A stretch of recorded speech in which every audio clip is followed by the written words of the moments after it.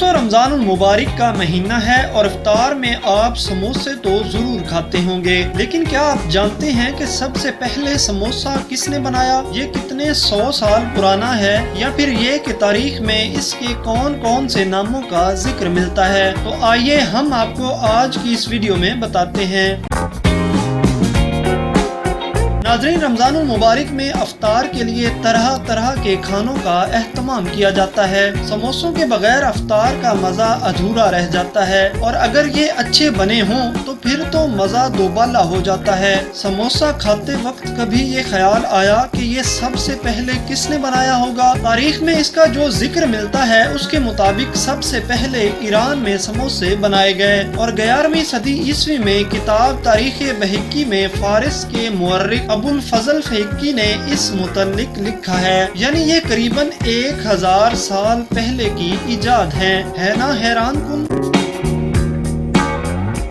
اب آپ کو بتاتے ہیں کہ سموسہ کو کن کن ناموں سے لکھا یا پکارا جاتا رہا ہے۔ دوستو، آئین اکبری میں سموسہ کو سمبوسا کے نام سے پکارا گیا ہے۔ روایت ہے کہ بر صغیر میں شروع میں ابن بطوطہ اور محمد بن تغلق سموسے کھاتے تھے۔ ابن بطوطہ کہتے ہیں کہ سموسک یعنی سموسہ ان کی مرغوب ڈش ہے۔